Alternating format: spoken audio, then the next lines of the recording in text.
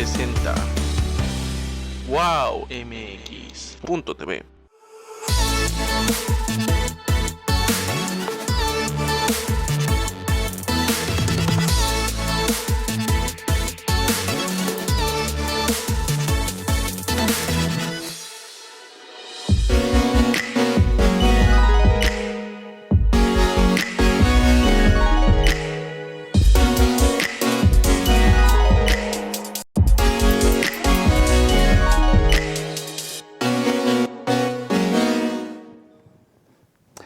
Buenas tardes, amigos de En Tus Propias Palabras. Soy Alejandro Ruiz Robles y ¿qué les puedo comentar? México, el tema de México, sobre todo su presente y su futuro, para todos los que somos ciudadanos nos está inquietando bastante. Quizá porque no sepamos nosotros como ciudadanos a dónde vamos, pero hay veces que la misma autoridad tampoco lo sabe. Es por esta razón que cada vez hay más activistas ciudadanos que tratan con sus ideas, con su empuje, con sus palabras, de encontrar una dinámica social que permita de alguna manera crear frentes para lo que consideramos a veces injusto o bien lo que consideramos que no es el contexto de lo que quiere México. En ese sentido, me permito saludar a un gran amigo, Leopoldo Hernández. Polo, gracias por estar con nosotros y en tu carácter de activista ciudadano, sí me gustaría platicar mucho del México que estamos viviendo. Muchas gracias, Alex. Es un honor y un gusto poder estar con ustedes el día de hoy. Muchas gracias por la invitación. Encantado de platicar cómo estamos viendo desde la trinchera ciudadana la situación en nuestro país. Y esto es muy importante, Polo, porque mira, vamos un poquito a la historia. Nos tocó de chavos estar en los 80s, viendo cómo de alguna manera se perfilaba el rumbo de México. Y pues vimos obviamente en los 90s, 80s finales y 90s, lo que fue Carlos Salinas y el neoliberalismo, que se hablaba de los acuerdos comerciales y de alguna manera una proyección económica de México en crecimiento, con escándalos de corrupción, con situaciones irregulares, pero veíamos una inercia hacia donde más o menos queríamos. Posteriormente, cuando le tocó llegar a Zedillo y el efecto tequila, pues de alguna manera quizás se veía un avance económico lento, pero al menos nuevamente teníamos cierta esperanza de que íbamos a generar algo de riqueza nacional. Vino Fox, el famoso cambio con el Partido Acción Nacional, y pues quizá lo que nosotros teníamos de expectativas de un cambio realmente no se logró del todo, pero se siguió avanzando económicamente y en otros aspectos como políticos y sociales. ¿Qué decir con Calderón? Que de alguna manera quizá lo que es se siguió creciendo, pero obviamente también quizás su error fue de alguna manera hacer el combate directo al narcotráfico. Llega Enrique Peña Nieto y pues lo que estamos viendo es que regresa el PRI y tal parecería que fue el PRI el que llegó y con más escándalos de corrupción, desafortunadamente, con un crecimiento económico, pero realmente con muchos vicios que se fueron dando durante su sexenio. Desafortunadamente, todas las inconformidades y además la simpatía del que era candidato en ese momento, que era López Obrador, le dan para ganar con un resultado bastante holgado la presidencia del 2018. Y en ese sentido, vemos que hay muchas situaciones que se han prestado para que haya bastante desconfianza de algunos grupos y sobre todo, algunos grupos han sido señalados como conservadores, pero realmente vemos un futuro un tanto incierto y obviamente con ese presente que hoy por hoy luce también bastante incierto y a veces irregular, bastante irregular. Vemos escándalos de corrupción, pero pues no se hace absolutamente nada. Hemos descendido en los lugares de combate a la corrupción y no parece que sea de la preocupación. Estamos escondidos en esa falsa realidad que son los otros datos y tal parecería que estamos viviendo dos Méxicos, el México de los ciudadanos y el México de las autoridades. En ese contexto, Polo, te pregunto, ¿cuál ha sido tu crecimiento que has tenido político como ciudadano durante estas décadas que nos han tocado de lleno vivir?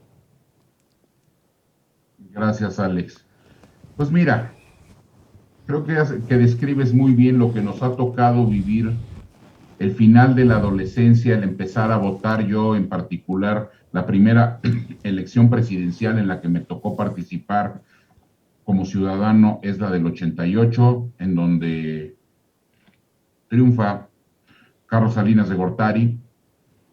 Y a partir de ahí, bueno, empezar a participar en un país en el que, si recordamos, en el 89 tenemos el primer triunfo de un gobernador de la oposición que se reconoce, que es en el caso de Baja California, con Rufo, y de ahí empezar una verdadera transformación política, económica y social en nuestro país. Y ahí yo creo que el rol que venía teniendo uno, o que tengo yo en particular, es mucho más estar acompañando, estar informado, tratar de ir entendiendo estas cuestiones políticas que, vistas desde la barrera o a la distancia, muchas veces son incomprensibles para los ciudadanos. Pero donde verdaderamente empieza ya una voluntad de involucrarme mucho más a fondo es hace 5 años, viendo cuál era el entorno que bien tú enmarcaste de la segunda parte del sexenio de Enrique Peña Nieto, el fortalecimiento de la candidatura de Andrés Manuel López Obrador, y entendiendo que las elecciones presidenciales de Cedillo en adelante, no habíamos tenido un presidente antes de López Obrador que tuviera más del 50% de los votos. Y pensando que hacía falta que llegara un presidente con mucho más apoyo ciudadano, conformamos a un grupo de amigos, la gran mayoría abogados, buscando dar impulso a una serie de propuestas que ya se habían dado en los últimos años, en el sentido de impulsar la segunda vuelta electoral. Nos topamos con pared, pero llegó un momento en el que empezamos a ver que podía haber tierra fértil en algunos legisladores independientes y también con legisladores, diputados y senadores, exgobernadores del Partido Acción Nacional. Donde nos topamos con pared fue en el mismo PRI. La posición del presidente Peña era completamente en contra de esto, y sobre todo pensando más el PRI en las candidaturas a las gubernaturas que en la presidencial, y evidentemente el lado de Morena no lo veían. Y entonces topamos con pared, y este grupo, ya hacia la elección, cuando viene la imposibilidad en el 2018 de tocar la legislación electoral, pues el grupo se convierte más que nada en un grupo de autoayuda, ¿no? Son de estos grupos en los cuales acabas compartiendo artículos, acabas compartiendo visiones, experiencias, frustraciones, memes, caricaturas. Viene la elección presidencial, nos damos cuenta que ni con segunda vuelta podía haber un cambio. Verdaderamente la fuerza con la que llega a las urnas López Obrador, por una serie de circunstancias, arrasa, comparado con lo que habíamos visto anteriormente, arrasa por la vía democrática. O sea, vamos a estar a favor o en contra de lo que ha pasado, pero lo único que no podemos poner en duda es que fue un presidente electo por mayoría democrática en este país, siguiendo todas las vías previstas por la ley. Pero a partir de eso empezamos a ver que las cosas se descomponen. El gobierno de Enrique Peña se retrae y parece que la toma de posesión de Andrés Manuel López Obrador hubiera sido a principios o mediados de junio del 2018. Y entonces empieza ya una serie de cambios. Vemos la decisión de la cancelación del aeropuerto que toma, sin estar todavía en el poder, en octubre, principios de noviembre de 2018, y el impacto que esto tiene. Y entonces este grupo de amigos decidimos definir cómo podemos empezar a participar de una manera más activa. Y vemos que se abre una ventana que era optar por buscar el registro de un partido político nacional, y siendo abogados nos pareció muy sencillo.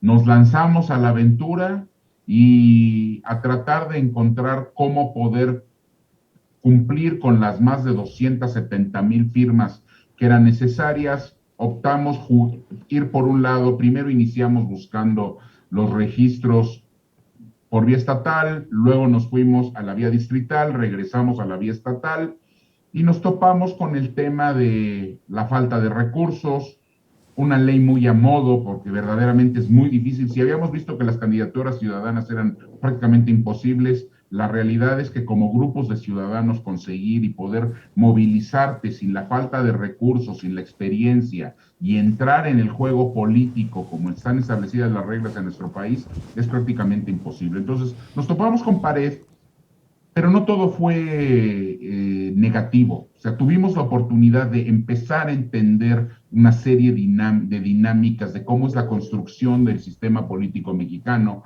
Tuvimos la posibilidad de acercarnos con algunas otras agrupaciones que estaban también en la búsqueda del registro, generar alianzas con Vamos, con Ahora, con otra serie de agrupaciones. Fuimos invitados a formar parte del primer movimiento de Futuro 21, después de la segunda parte de Futuro 21, y entonces acabamos transformándonos de esa idea de tener el registro para partido político en convertirnos en una plataforma ciudadana.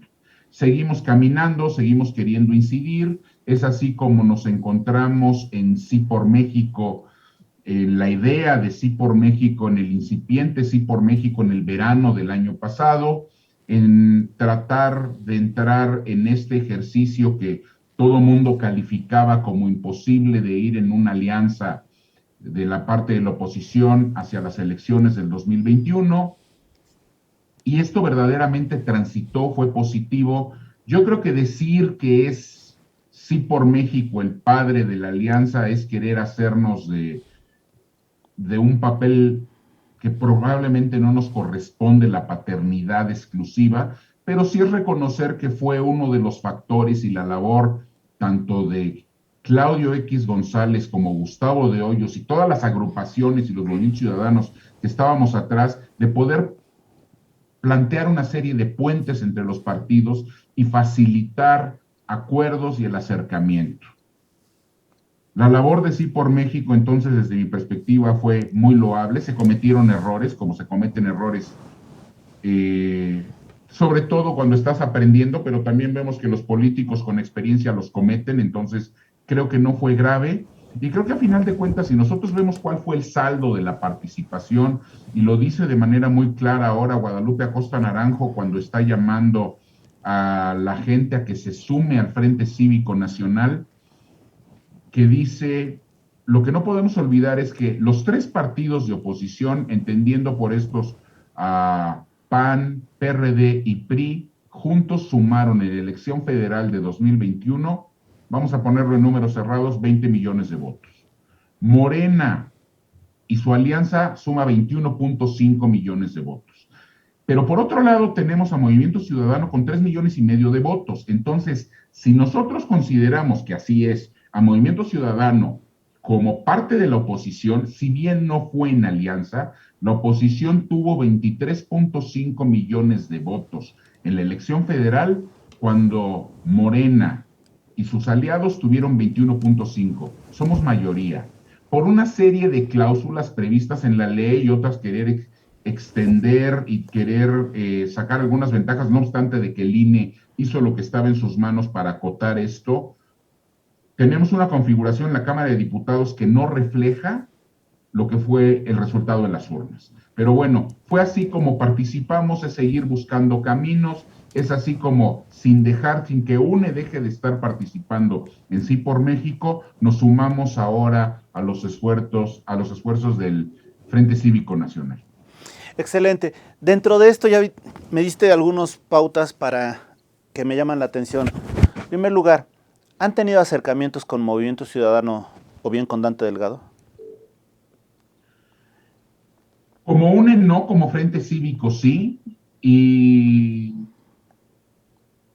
yo lo único que te puedo decir es que creo que, y sobre todo con las declaraciones que escuchamos esta semana, tanto desde la semana pasada de Dante, hay filtraciones de la reunión del fin de semana pasada de Movimiento Ciudadano, y por otro lado, cuando escuchas la posición, sobre todo del gobernador Alfaro, pareciera que hay de alguna manera un cruce, un enfrentamiento o un encuentro en cuanto a la visión de qué es lo posible frente a la elección de 2024. A Dante le sale muy bien la apuesta que hace este año, o sea, verdaderamente el fortalecimiento, el crecimiento en los votos que tiene, y entró a la elección con una gubernatura, salió con dos. La verdad es que si hubiéramos sido unidos en Campeche o con otro candidato, por parte de la alianza en Campeche estuvo cerradísimo, pero Dante estuvo muy cerca de tener una tercera gubernatura. Entonces, sí ha habido comentarios, yo te diría, esto es un proceso que todavía faltan 2 años, yo creo que nada está dicho por lo que puede hacer la alianza,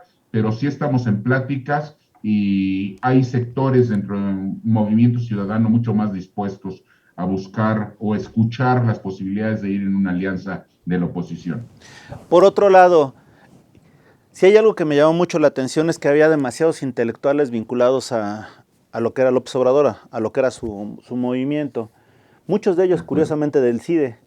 Y tal parecería que si hay alguien que hoy por hoy ha caído de los privilegios o de la visión de López Obrador, son los intelectuales. ¿Cómo ves eso? Mira, yo creo que sin meternos al análisis profundo de cuáles han sido las políticas del gobierno del presidente López Obrador, evidentemente la educación o la educación abierta, entendiendo por esta en donde hay el debate de las ideas y que la base de la discusión y del poder desarrollar las bases para un nuevo país. Yo creo que todos, perdón que me vaya yo un paso atrás, yo creo que todos coincidimos en que el triunfo de López Obrador no es un triunfo azaroso. El triunfo de López Obrador se da por una serie de circunstancias. Uno, lo que vivimos que tú bien señalabas en cuanto al crecimiento y una corrupción desmedida y un gobierno frívolo de Peña Nieto, pero también es cierto que es una deuda añeja que tenemos en este país con la entrada del neoliberalismo, con una serie de transformaciones que se dan a nivel global, en el cual dejamos que esta diferencia entre quienes más dinero generan dentro de la economía o hacen los resultados, los mejores resultados económicos tienen, y el grupo de personas que viven en la pobreza se amplía de una manera dramática. Esto no es un tema de México, es un tema internacional con un peso muy importante, pero quizá lo más importante de todo este proceso es cómo se detiene la capacidad de desplazarte dentro del desarrollo económico y cómo pareciera que nacimiento es destino en este país. Yo creo que ahí está uno de los temas más graves. Y en el momento en el que López Obrador entra en conflicto con los académicos, con las universidades, con aquellos lugares en los cuales es la confrontación de las ideas, de donde pueden nacer nuevos resultados, es ahí donde dices, bueno, pues entonces pareciera que nos estamos o vivimos en un maximato en el cual solamente son válidas las ideas del presidente de la República o del líder de este grupo, porque yo no estoy muy convencido de que Morena sea un partido político, y entonces todo lo demás que no sea afín carece de valor y hay que atacarlo. Y Ahora bien, entonces es donde empezamos a ver, perdón, la lucha, por ejemplo, como lo que vimos en Morelos en su momento, o lo que también vemos de alguna manera, claro que hay otros temas económicos, como lo que vivimos en la UDLA, en el caso de la UDLA en Puebla, y ahora más reciente, cuando los ataques constantes a la Universidad Nacional Autónoma de México, a la cual creo que muchos, aunque no seamos egresados, le debemos muchas cosas a la universidad, y ahora últimamente con el tema del CIDE, o el haber cambiado y la lucha contra todos estos académicos que vienen de haber sido apoyados o cómo los bajan del Sistema Nacional de Investigadores, cuestiones que son sin sentido y que verdaderamente, Alejandro, no son posiciones de izquierda. no, no. Pero perdóname, qué bueno que lo dijiste. ¿Tú ves un gobierno de izquierda? No, yo no veo un gobierno de izquierda por ningún lado. Yo veo un gobierno que, si tú me lo permites, tiene una visión esquizofrénica de la política. Probablemente si tuviéramos aquí analistas y politólogos nos dirían que ya esa clasificación de derechas y izquierdas es obsoleta. Probablemente sí, pero creo que para mucha gente todavía sigue siendo una buena manera de entenderlo. Yo no puedo creer que exista un gobierno de izquierda que está peleado con el movimiento de las mujeres, un movimiento de izquierda que no ve y no es sensible al tema de las víctimas, con las cuales el presidente dice que no puede poner en riesgo la investidura presidencial por sentarse con las víctimas, cuando se apoyó en las víctimas y nada más con eso tenemos que pensar en el caso de Ayotzinapa, pero hay muchos otros. Cuánto ruido hicieron por el caso, y muchas veces justificado, de lo que ocurrió en el tema de Ayotzinapa, y hoy no puede sentarse con ellas, que le da la espalda a los Levarón en el caso ocurrido en la frontera entre Sonora y Chihuahua, o en el caso de los niños con cáncer, y llega al punto de permitir que un subsecretario de salud diga que están politizados y que lo único que están buscando es hacer ruido y que no es cierto todo esto, o un gobierno de izquierda que dice no vamos a subir los impuestos, un gobierno de izquierda que no busca favorecer la educación, un gobierno de izquierda que no está buscando de qué manera va a favorecer programas, no dádivas, que puedan hacer que esta permeabilidad social se active, un gobierno de izquierda que busca proyectos de infraestructura sin ton ni son, y quizá el ejemplo más claro haya sido, o sea, primero, tirar a la basura más de 100,000 millones de pesos que se llevaban invertidos en el aeropuerto de Texcoco para poner un proyecto alterno en el cual ha tenido todos los problemas, desde cerros que les aparecen en una de las pistas, hasta el día de hoy que no existen las vías de acceso para poder llegar a un aeropuerto que se quiere inaugurar con bombos y platillos en marzo del próximo año, pero pues no hay por dónde llegar al divino aeropuerto, o estar haciendo una refinería. Olvidémonos de un lugar de la ubicación que es una zona pantanosa que se inunda, pero una refinería cuando la tendencia de las energías en el mundo es cierta energías limpias y tú quieres seguir viviendo del petróleo porque hace 50 años era lo que estaba de moda, es olvidarse de dónde está el mundo y las discusiones del mundo y de la izquierda el día de hoy. Entonces, no, yo no creo que tengamos un gobierno de izquierda. Tenemos un gobierno que dice ser de izquierda, pero que tiene un movimiento o un posicionamiento mucho más de populismo de derecha, que es mucho más cercano a las posiciones de Trump o de Bolsonaro que a las posiciones verdaderamente de una izquierda progresista, como la que vimos en algún momento en algunas partes de Latinoamérica, o la que transformó como Felipe González en España a fines de la década de los 80 y principios de los 90. Y dentro de eso te pregunto, había un temor grande en México en el 2017 de muchos, 2018, de venezolanizarnos, por decirlo de esa manera. ¿Tú ves que estemos más cerca de Venezuela o ves que estemos más cerca de una dictadura, como lo dijiste, esquizofrénica, extraña, o de qué estamos cerca? Yo creo que sí estamos cerca de una dictadura o por lo menos de un impacto tremendo en dos tipos de instituciones, en todo el desarrollo democrático que ha tenido este país. Y es muy triste que alguien como López Obrador, que dice venir de movimientos de la izquierda, que fue militante, fue presidente del Partido de la Revolución Democrática, que pagó con sangre de muchos de sus compañeros la búsqueda de la apertura democrática en este país, y hoy esté atacando eso que verdaderamente se ha pagado con sangre para haber alcanzado elecciones libres, abiertas, con un organismo autónomo independiente que es la que las administra, que hoy lo ataca, pero fue el mismo organismo que le permitió y le reconoció el triunfo a él hace 3 años. No sé qué haya cambiado. Yo no veo nada que haya cambiado, simplemente que ha hecho una lucha verdadera por mantenerse autónomo y por defender nuestra incipiente democracia. Fíjate que y por otro lado, también atacando a los organismos constitucionales autónomos que han sido base e instituciones que yo no entiendo un gobierno de izquierda que va en contra de aquellos organismos que de alguna manera ponen pilares. Porque ¿sabes a mí qué me preocupa, Alex, cuando veo todos estos cambios?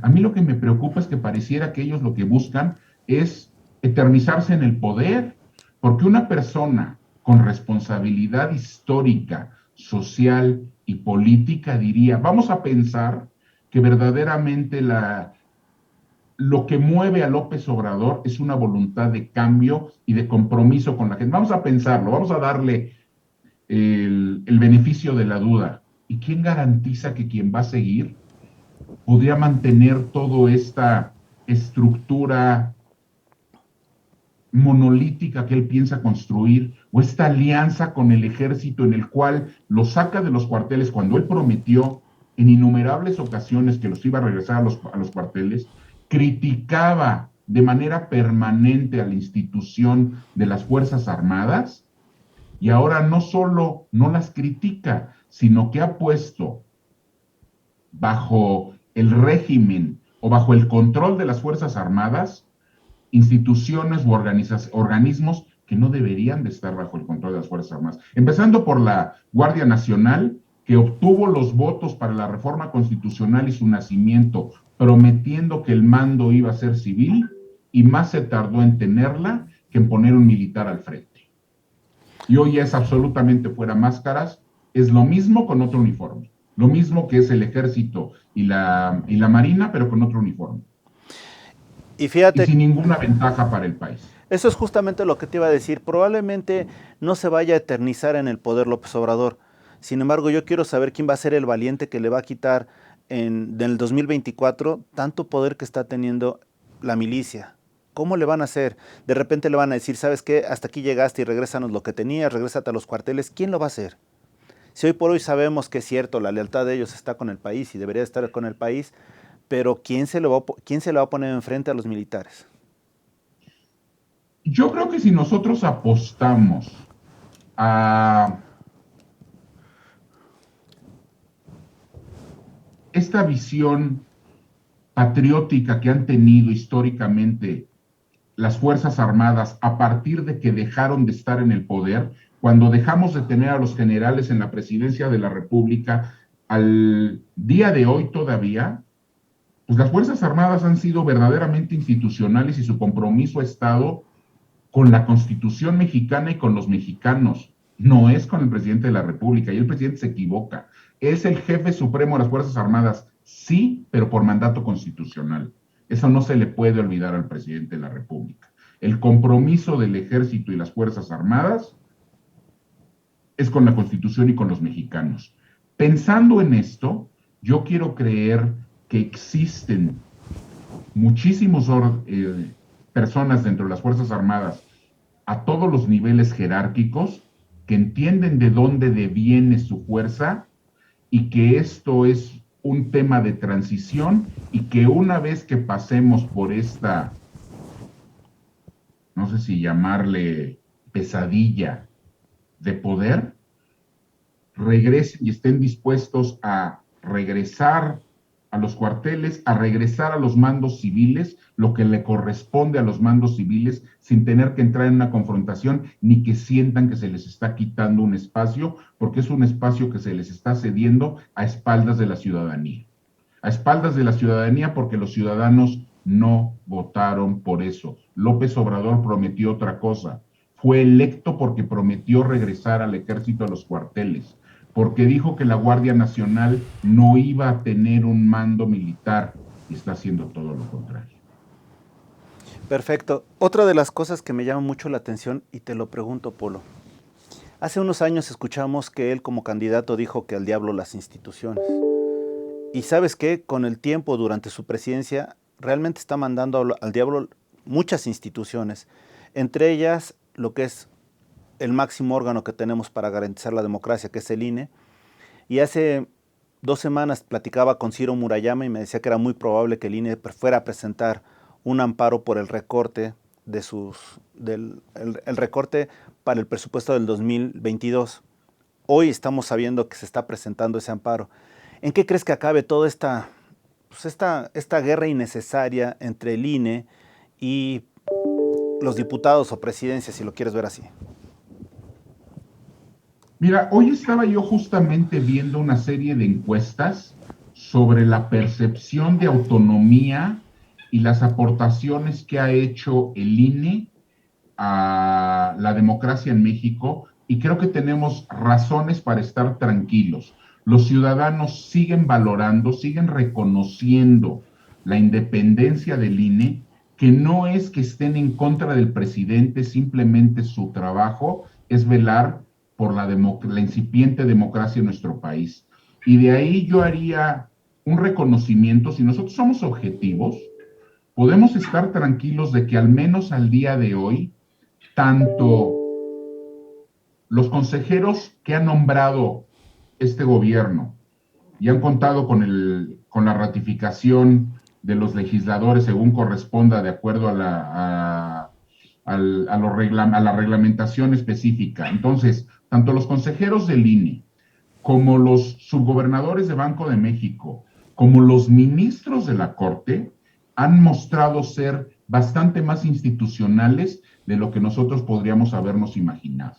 Entonces, quizá por ese lado podemos no estar tan nerviosos, que han sabido ser lo suficientemente institucionales, y estas pilares de organismos constitucionales autónomos siguen haciendo frente, y todavía al día de hoy, dentro de un marco en el que todavía existe un respeto constitucional, siguen pudiendo hacer frente. Ahora, no podemos nosotros como ciudadanos sentarnos y pensar que no requieren de nuestro apoyo. Claro, en los dichos, mientras sea necesario, pero yo creo que los ciudadanos tenemos que estar dispuestos a que si en algún momento se viniera una cruzada contra cualquiera de estos organismos que estábamos platicando, sea la Suprema Corte de Justicia, con todos los temas, con todo lo que tiene ahorita en la congeladora, quizá desde una perspectiva política comprensible, pero no desde una perspectiva judicial, Banco de México y el INE tendríamos que estar saliendo a las calles para levantar la voz y hacer claro que no estamos dispuestos a que se juegue con lo que tanto nos costó a los mexicanos construir en los últimos 30 años de estos gobiernos neoliberales, pero que tenían organismos absolutamente autónomos. Y yo te diría, intachables en su manejo, los tres. Excelente. Y ahora bien, algo que me llama mucho la atención, Polo, ¿cómo ves los señalamientos que han hecho Cuauhtémoc Cárdenas y Porfirio Muñoz Ledo, dos piezas fundamentales de lo que podríamos decir esa, pues digamos que esa izquierda democrática o esa ala a la que alguna vez o en la que alguna vez compartieron espacios con López Obrador? ¿Cómo ves esos señalamientos y sobre todo, qué crees que signifique? Mira, yo creo que significa que llegó un punto en el que cada vez es más difícil poder estar apoyando los dichos del presidente si uno quiere ser congruente con la carrera política del ingeniero Cárdenas o de Porfirio Muñoz Ledo, por ejemplo.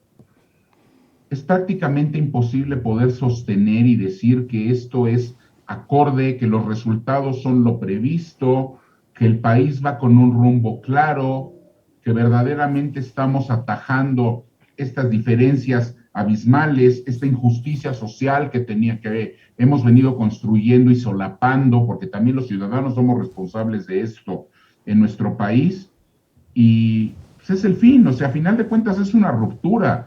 Yo creo que ya las tensiones que estamos viendo, o sea, en el mismo Senado, me voy más allá de esto, Ricardo Monreal y el grupo de senadores afines a Ricardo Monreal pugnando porque haya elecciones primarias, que es lo mismo que el Frente Cívico Nacional dijo hace casi ya 3 semanas, cuando viene la presentación de cuál es la plataforma y lo que está buscando el Frente para poder sumar y coadyuvar a lo que va a ser las elecciones del 2024, que son que los candidatos de los partidos políticos sean electos por medio de elecciones primarias, no por medio de encuestas que solamente conocen en Palacio Nacional. No sé si sea el dedito aquel famoso que ya nos han platicado en algunas conferencias de prensa, pero todo parecía indicar que sí, que es el único elector para elegir candidatos dentro del movimiento de Morena. Y por otro lado, lo que nosotros queremos pugnar es esta nueva alianza, ojalá que pudiéramos sumar a Movimiento Ciudadano, en el cual quedan las puertas abiertas para que aquellas personas que busquen las candidaturas se puedan presentar, hacer campañas alrededor del país y que sean organizadas por el INE, no con recursos del INE, con recursos de los partidos políticos para tener una elección. Es muy probable que no podamos tener la cantidad de mesas de votación que se requieren, pero sí podríamos estar pensando en 50 o 60 mil mesas de votación a nivel nacional en la que los ciudadanos, afines o no a los partidos políticos, podamos ir y decir, yo quiero que me represente esta persona como candidato o candidata a la presidencia.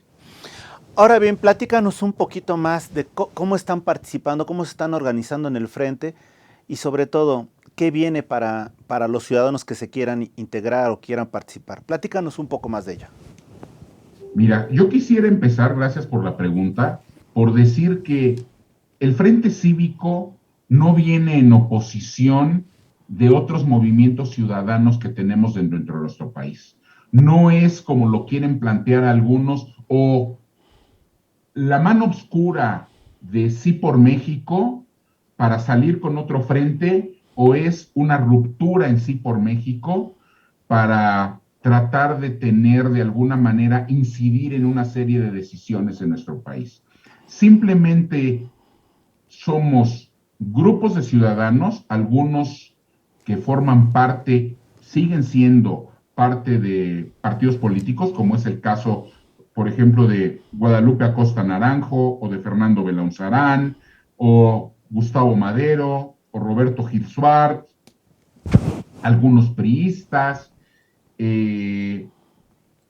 ciudadanos independientes, académicos, que lo que nosotros estamos queriendo es abrir una plataforma ciudadana para algunos grupos que a lo mejor pueden no sentirse completamente identificados en Sí por México, pero aquí el tema es poder abrir, partiendo de las causas, partiendo de que podamos estar adoptando como una plataforma ciudadana una serie de causas, todo el movimiento de causas en este momento coordinado por Emilio Álvarez de Icaza, y a partir de ahí empezar a sumar una organización y empezar a trabajar a la voz de ya en definir una plataforma de lo que puede ser el próximo gobierno, y ahí hay conversaciones con otras organizaciones de la sociedad civil, como puede ser Sí por México y otras, de decir, vamos a sumar y vamos a construir, porque no se trata de estarnos quejando. Es muy fácil estar en la oposición y estar criticando. Es lo más sencillo que hay, sentarte en una tribuna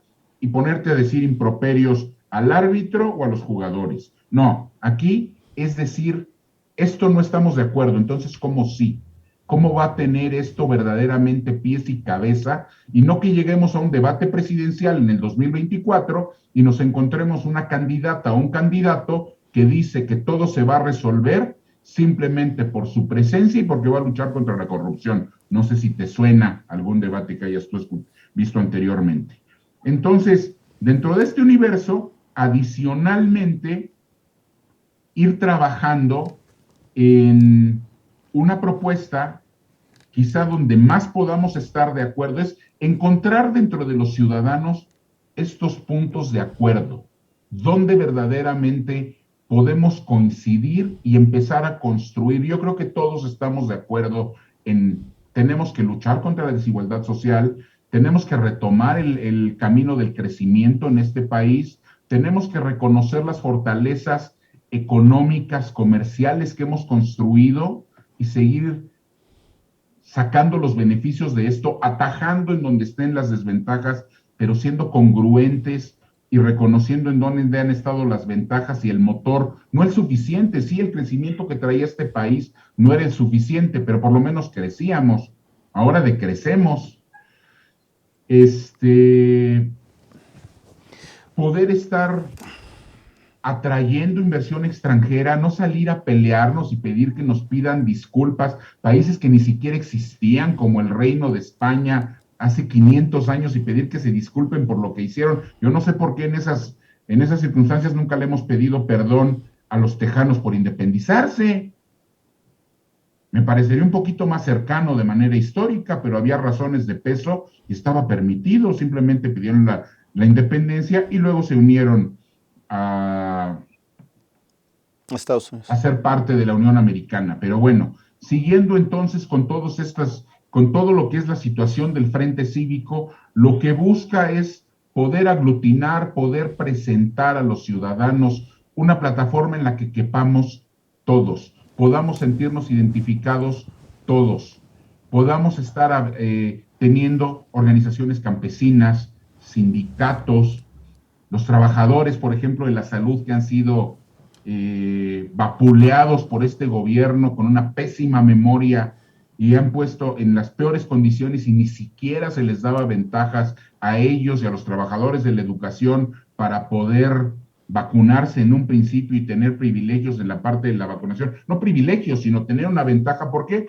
Porque son los que estaban en el primer frente. Bueno, ni eso teníamos. Entonces, reconocer a todos ellos que han sido olvidados, poder sumar a los académicos a los cuales se les ha dado la espalda, no solo se les ha dado la espalda, están siendo perseguidos actualmente dentro de nuestro país y no escuchados, y sumar para que puedan ser parte de la construcción de esta plataforma que se le presentaría de lograrse la alianza de la oposición al candidato o candidata, y decir que la pueda adoptar y que pueda ser parte de su campaña para poder sumar y hacer frente a lo que tenemos hoy en día, este incipiente maximato por parte de López Obrador, y la designación al día de hoy, no sé si con esa se va a quedar, de Claudia Sheinbaum. Ya vimos lo que hizo con Arturo Herrera. Si yo fuera Claudia Sheinbaum, no dormiría muy tranquila ni creería mucho en ser la consentida del señor de Palacio. En ese sentido, justo me adivinaste ya la siguiente pregunta. Hoy por hoy ya se dieron los 3 o 4 alfiles de una presidencia en mayor o menor medida. Obviamente ya dijiste Claudia Sheinbaum, Marcelo Ebrard, está Ricardo Monreal y está Adán Augusto López. De esos 4, pues yo pensaría que los 2 primeros deberían de estar primero aclarando cuál es la situación con lo de la línea 2 y su participación. Ricardo, pues tratar de ganar más la gracia del presidente, y obviamente Adán Augusto, pues tratar de figurar más, porque por hoy está, pero no está. Dentro de esos 4, ¿cuál de alguna manera como ciudadano, cuál es el perfil que más te llama la atención? Mira, yo te diría, no me gusta el perfil de la jefa de gobierno, primero que nada porque lo que ha hecho en su gestión dentro de la Ciudad de México es convertirse en una regenta. Tanto luchó el PRD porque la Ciudad de México tuviera un jefe de gobierno, tuviera una constitución, un Congreso, para que venga y las decisiones trascendentales del rumbo de la ciudad se tomen en Palacio Nacional.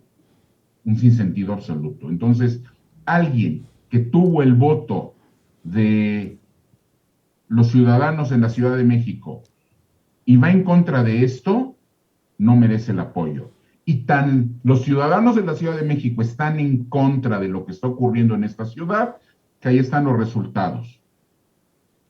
Se perdieron 9 alcaldías, 2 estuvieron muy cerca de haberse perdido, y hay algunos casos que si hubiéramos ido en alianza, se hubieran ganado porque el margen fue muy cerrado. Entonces, siguiendo con tu pregunta, para mí Claudia Sheinbaum no es tema. Ok.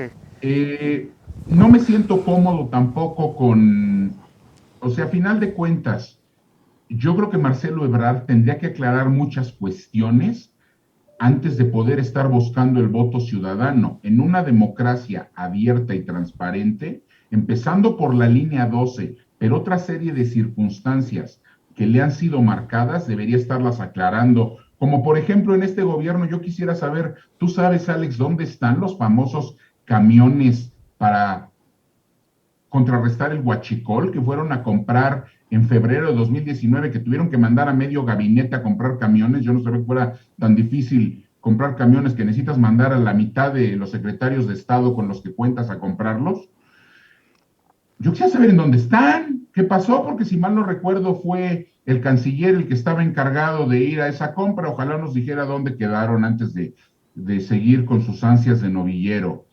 En el caso de Ricardo Monreal, creo que es un político completo, es un político que ya conoce todo el espectro, porque ya pasó por todo, prácticamente por todos los partidos, no sé si le falta el Verde y Movimiento Ciudadano, pero por el resto ya circuló por ese lado. Sería interesante saber qué está haciendo su familia en el caso de Zacatecas, porque Zacatecas ahorita, pues hasta donde yo me quedé, es uno de los estados con mayores índices de violencia en este momento. Entonces, a lo mejor antes de andar buscando la presidencia, valdría la pena ver cómo desde su posición de líder de la bancada de la mayoría de Morena en el Senado puede estar apoyando a traer tranquilidad y seguridad a su estado donde él ya gobernó. Y en el caso del secretario de Gobernación, por lo menos es alguien que le regresaron funciones a la Secretaría de Gobernación que le habían quitado a la exministra Olga Sánchez Cordero.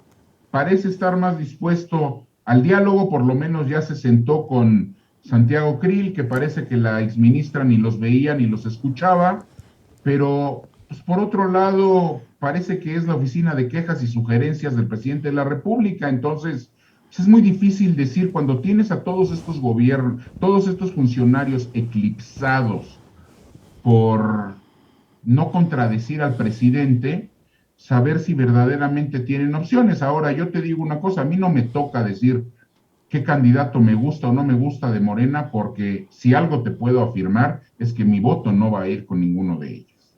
Mi Excelente. voto va a ir por un candidato de la oposición, así que ojalá fuera democrática la elección, ojalá dejaran que los simpatizantes de Morena tuvieran algo que decir. Todo parece indicar que no va a ser así la situación.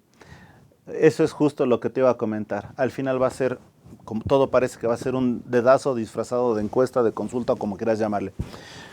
Polo, estamos a 5 minutos de irnos y yo te pediría que por favor nos indicaras las redes sociales que tú tienes para que la gente que está interesada en seguir con este tema y sobre todo incorporarse o participar en el frente, lo puedan hacer. Si nos haces favor de indicarlo. Por supuesto, Alex, yo les pediría que yo los invito a que nos sigan en 3 frentes a esta parte, este ejercicio ciudadano. Uno, que es UNE, que es una plataforma ciudadana, parte de Sí por México, parte de Futuro 21, parte de Misión Rescate México, parte del Frente Cívico Nacional, que nos puedan seguir tanto en Facebook como en Instagram, como en Twitter, como UNE México. También los invito a que puedan estar siguiendo a estas otras 3 organizaciones, al Frente Cívico Nacional, el más joven, pero quizá el que trae mayor empuje y mayor movimiento para poder estar sumando y apoyando y convirtiéndose en esta plataforma en la cual quepamos todos los mexicanos y desde ahí nuestra voz sea escuchada y poder incidir en lo que es el programa de gobierno, en impulsar estas elecciones primarias, en poder subir todas estas causas que sean escuchadas y que verdaderamente puedan transitar en una política que parece que lo único que puede transitar son las ideas que nacen en Palacio Nacional. Y evidentemente así por México, a Misión Rescate México y a Futuro 21, tanto en Facebook como en Twitter, las plataformas puedan escuchar, puedan subirse, puedan seguirnos, puedan discutir. Es en esta confrontación de las ideas, muy probablemente no estén de acuerdo en todo lo que está diciendo cada una de estas organizaciones, pero es en la discusión en donde vamos a enriquecer y poder tomar en cuenta lo que opinan los ciudadanos para ver cómo nos volvemos cada vez más representativos. Si algo tenemos que estarle agradecido a este gobierno, si a mí me dices que dos cosas le reconozco, como decía María Elena Morera el día que hicimos la presentación de los grupos de coordinación ciudadana dentro del Frente Cívico Nacional, uno es las subidas, los incrementos en el salario mínimo, y dos, que reactivó la conciencia social en los ciudadanos. Está haciendo que muchos que estábamos al margen nos acordemos que nuestra responsabilidad como ciudadanos no se ejerce simplemente cada 3 años yendo y votando en las elecciones locales, en las elecciones federales de cada 3 años y en la elección de presidente de la República, de gobernador, de jefe de gobierno o de senadores cada 6 años. Tenemos que involucrarnos, tenemos que entender, tenemos que informarnos, tenemos que escuchar, tenemos que estudiar, tenemos que discutir, tenemos que exigir y tenemos que hacer lo que nos corresponde. Porque también es cierto que como ciudadanía muchas veces tenemos mucho que desear, dejamos mucho que desear, porque no cumplimos con lo que nos corresponde, porque no observamos la ley, porque queremos que se haga la voluntad de la ley, pero en los burros de mi compadre, y así nunca vamos a crecer, nunca vamos a alcanzar la mayoría de edad como país. Excelente, Polo. Finalmente, una pregunta obligada de este programa. Leopoldo Hernández, en tus propias palabras, ¿quién eres? Leopoldo Hernández es un mexicano enamorado de su país, el que no quiere que el día de mañana fueran a llegar algunos de mis 2 hijos y decir, cuando viste venir la tormenta, ¿qué hiciste?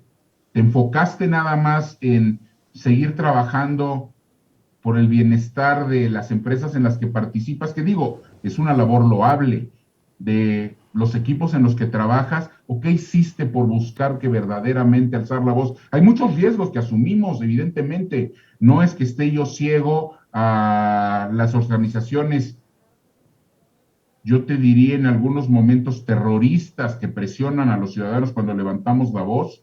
Soy un abogado que creo que solamente es por el camino de la legalidad y de la democracia como se puede cambiar a este país, que es con la participación y con el amor por México y entender que tenemos una responsabilidad social con millones de mexicanos que tienen menos oportunidades y que tenemos que trabajar en abrirles más canales, construir escaleras para que puedan desplazarse, para que sus hijos puedan estar teniendo una mejor educación, una seguridad, una estabilidad, mejores oportunidades de trabajo, porque a final de cuentas yo creo que todos es lo que buscamos para nuestras familias. Y mejores esquemas de salud y tranquilidad en nuestro país. Entonces, ese es Leopoldo Hernández, alguien enamorado por su país, que el día de hoy lo que busca es poder construir, sumando la voluntad de muchos otros, un mucho mejor país. Excelente, Polo. La verdad te agradezco mucho esta charla y sobre todo creo que para las personas que nos están viendo seguramente los pondrá a pensar un poquito.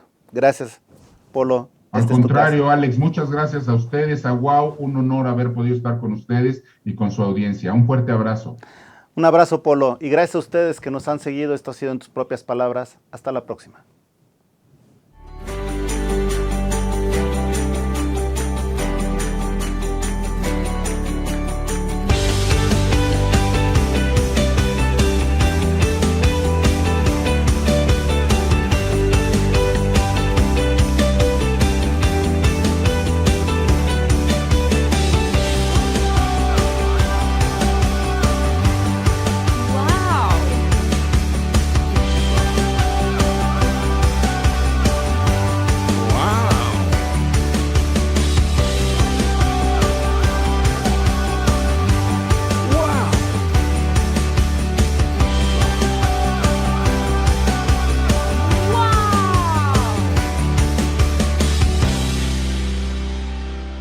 Wow. MX.tv